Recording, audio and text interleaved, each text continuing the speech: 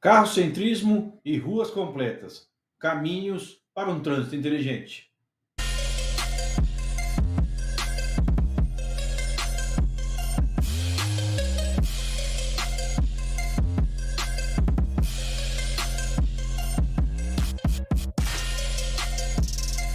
Pode parecer besteira o que eu venho falar aqui nesse vídeo hoje, mas nós ainda permanecemos em uma ideia, um pensamento retrógrado do que remonta aos anos 50 aqui no Brasil. Se a gente for falar, por exemplo, de a nível mundial, esse pensamento é tão retrógrado, mas tão retrógrado, que ele remonta ao século XX, no início da expansão da indústria e no início da fabricação de veículos automotores. O carrocentrismo ele é uma ideia, um olhar tão antiquado, tão ultrapassado, que se tornou atualmente quase que uma obrigatoriedade a gente falar contra o carrocentrismo. Porém, o que acontece é que muitas vezes falar sobre coisas relacionadas a ir contra o carrocentrismo, ela vai ferir, digamos assim, muitas pessoas, incluindo-se nisso até eu, por que não? Mas para a gente começar a entender o que de fato isso significa, vamos entender primeiro o que significa o carrocentrismo. Pois bem, a definição de carrocentrismo é praticamente idêntica a esta imagem. É a definição, como eu disse, retrógrada, lá dos anos 50, de que as vias públicas elas devem ser pensadas única e exclusivamente para a utilização de carro, ou seja, o carro está no centro da gestão. E como a gente pode ver nessa imagem que foi gerada por inteligência artificial, o carrocentrismo ele é uma metodologia ultrapassada porque ela não é pensada em todos os usuários da via. E se a gente for pegar, por exemplo, o que diz o nosso Código de Trânsito, a definição de trânsito, ela não é carro, não é veículo. Veículo também. E ali a gente vai falar também sobre prioridades, né, no trânsito. Mas a definição do carrocentrismo é basicamente essa. O centro da gestão, o centro do desenvolvimento urbano está focado no carro, no veículo, quando deveria focar em uma questão mais ampla.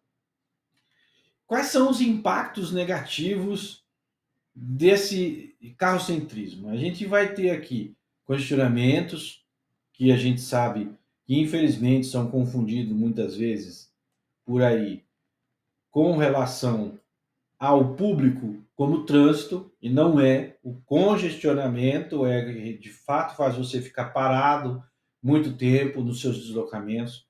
Então, isso se dá porque o centro da gestão é única e exclusivamente focada no veículo. E as vias saturam. Elas vão chegar em algum momento de saturação, onde elas não conseguem absorver toda aquela fluidez, todos aqueles veículos trafegando pelo local. É um conceito muito parecido com o que acontece nos alagamentos.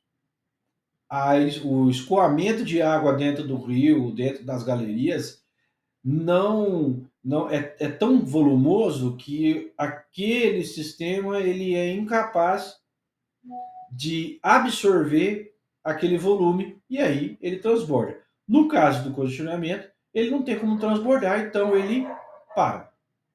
Nós temos também a questão da poluição.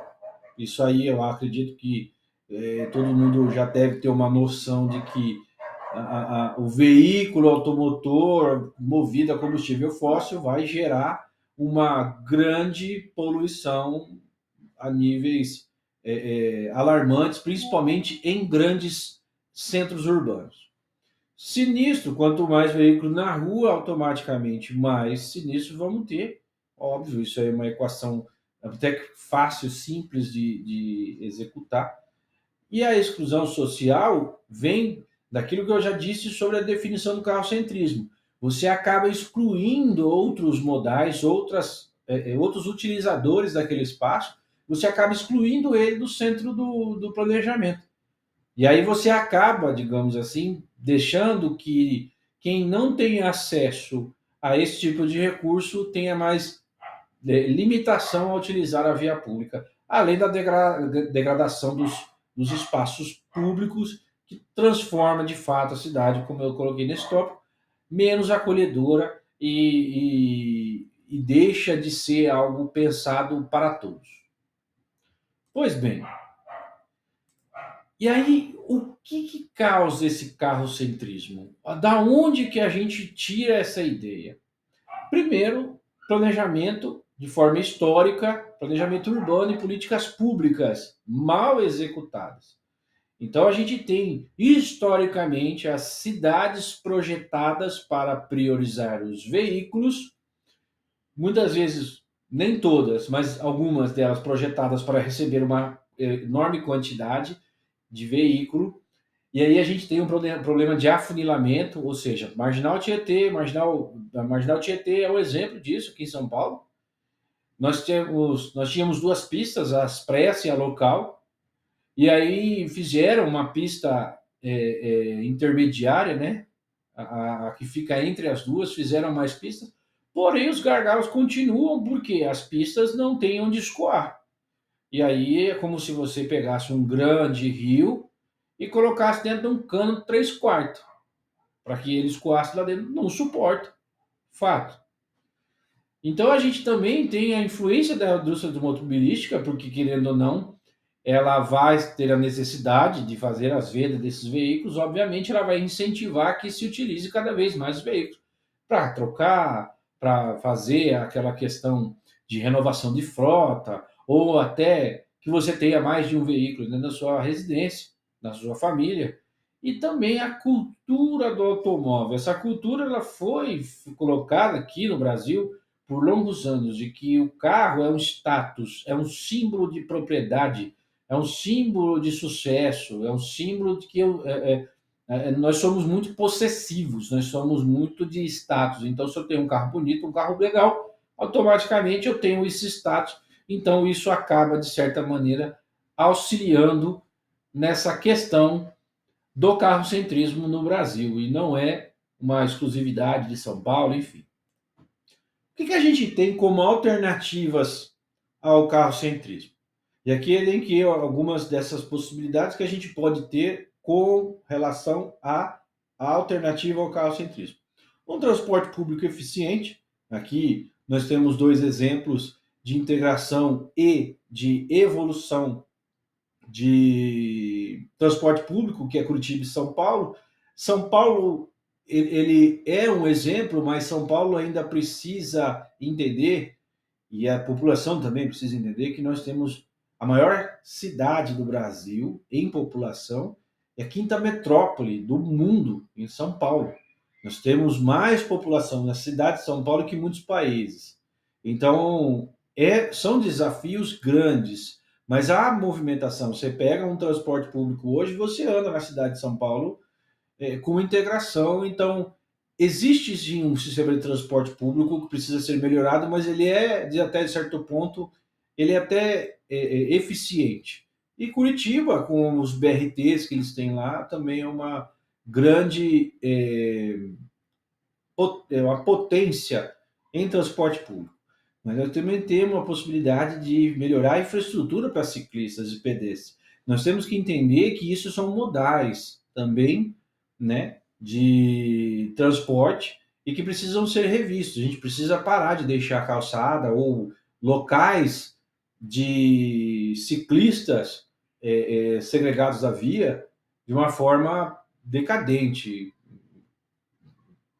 como aconteceu em algumas cidades, numa questão aí de disponibilizar espaço para o ciclista. Lembrando que ainda temos outros modais de mobilidade e propulsão humana que precisariam entrar nessa conta também, além dos ciclistas. Mas a gente tem também o ruas completas, que são ruas projetadas para todos os usuários, ou seja, é a democratização do espaço público na via pública para todos os modais, ou pelo menos a maioria deles.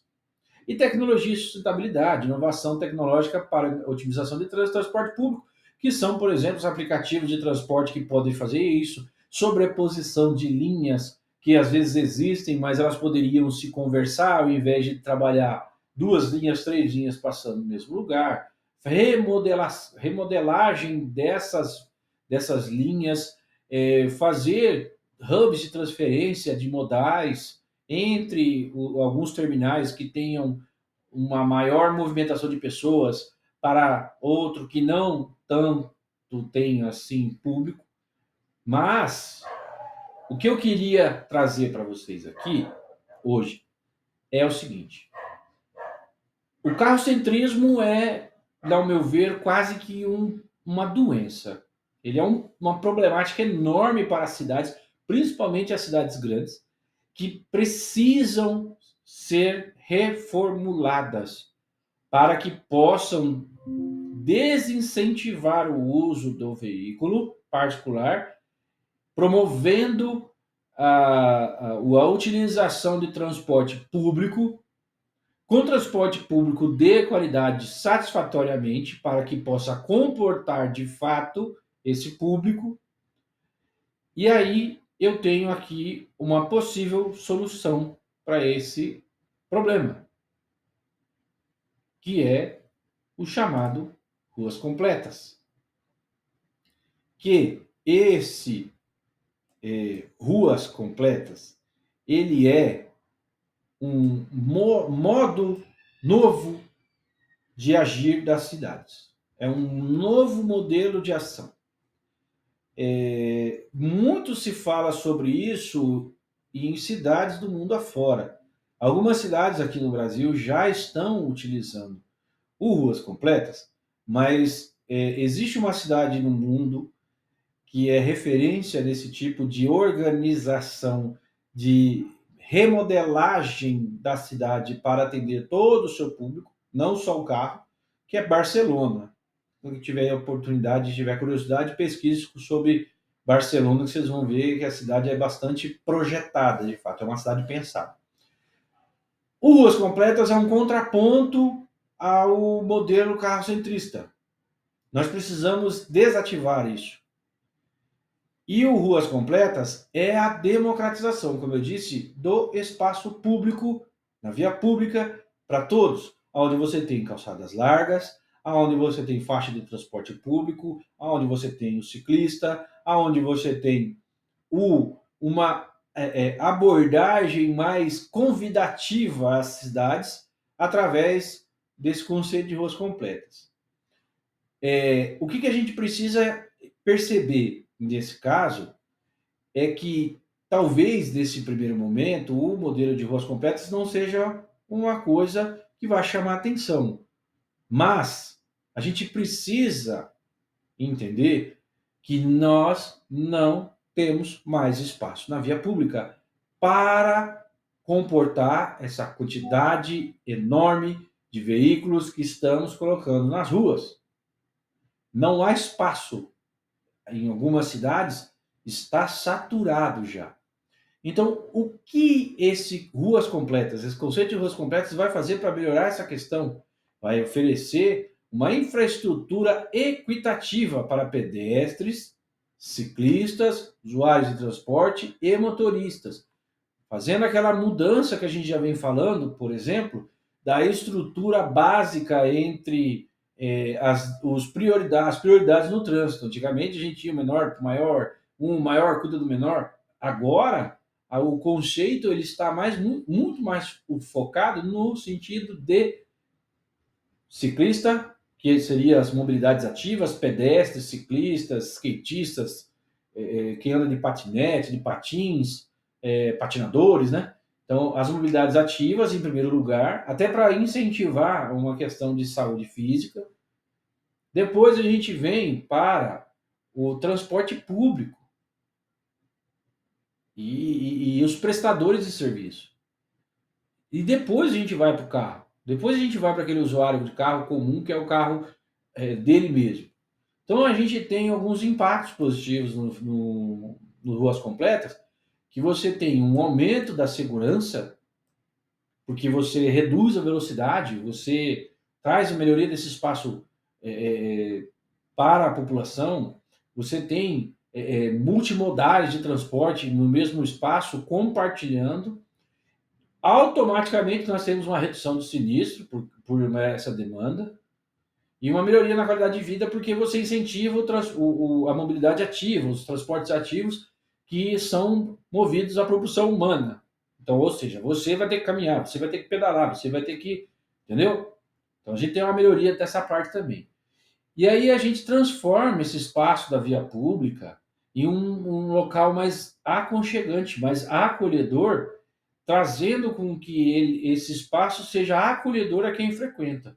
Existem alguns exemplos aqui em São Paulo, na região de Pinheiros, onde foram colocados mobiliários na via pública para auxiliar essa percepção de segregação de espaços que tornou as vias, quem tiver curiosidade ali, entre a Cardeal Arco Verde e a Teodoro Sampaio, tem muito disso, trouxe tornou o espaço mais convidativo. Ele trouxe mais um ambiente mais acolhedor para que você se sinta confortável, digamos assim, naquele espaço. Então isso é muito bacana. Então esses são grandes impactos positivos. É claro que a longo prazo teremos mais impactos positivos, né, com relação a isso. Porém, aí é que entra o papel deste canal. O papel dos órgãos de trânsito no contraponto ao carrocentrismo. E por que chegarmos aqui e por que falar isso para vocês? Existem inúmeros órgãos de trânsito que ainda não conseguiram entender. E aqui faço uma pausa, digamos assim, para elogiar o trabalho, por exemplo, da AMC, a Autarquia Municipal de Cidadania e Trânsito de Fortaleza, que é uma referência mundial em segurança viária e em mobilidade urbana. E eles têm diversas ruas completas lá. Só que na contramão disso, a maioria dos órgãos de trânsito não estão preocupados com os carrocentristas, com o carrocentrismo, em fazer viaduto. A gente abre a via e faz com que ela tivesse o maior tamanho possível para que coloque 3, 4 filas de carro e às vezes não dá espaço para um pedestre atravessar. E quando pensa no pedestre não atrapalhando a via ou deixando o espaço mínimo de passeio para esse pedestre.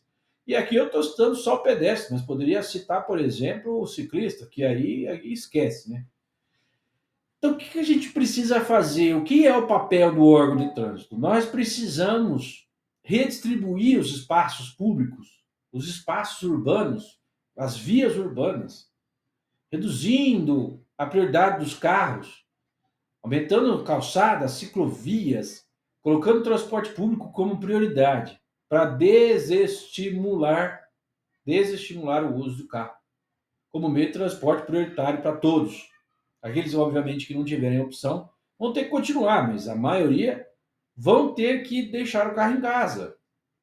Zonas de baixa emissão, e aí, naquela baixa emissão, você é um rodízio, é uma diminuição do tráfego de veículos naquele local. E aí a gente pode citar o caso de Londres, que fez isso. Incentivo a meios sustentáveis. E aí a gente pode colocar, por exemplo, o transporte público como algo, um fator de transporte sustentável com os ônibus elétricos. Então a gente também pode melhorar a qualidade do ar nesse sentido. E, obviamente, melhorar a questão da qualidade das mobilidades ativas, que são das ciclistas, pedestres, patinadores, skatistas, sei lá. Mas aquele que você mesmo seja o propulsor daquele veículo. Educação e conscientização. Eu nem vou falar sobre taxas de congestionamento e estacionamento, porque é um pouco complexo isso, mas está aqui também, a gente poderia utilizar. Mas eu vou pular para a educação e conscientização, porque isso também é um grande desestimulador para que se utilizem aí outros meios de transporte. Então, criar campanhas nesse sentido, informando sobre a questão de deixa o carro em casa, venha de transporte público. Claro, desde que haja essa possibilidade. Eu não estou falando a 100%, mas em alguns casos há possibilidade de se fazer isso e não se fazem. Focam ainda no transporte individual com carro particular. Então, campanhas precisam ser feitas nesse sentido também. O que mais que a gente pode fazer?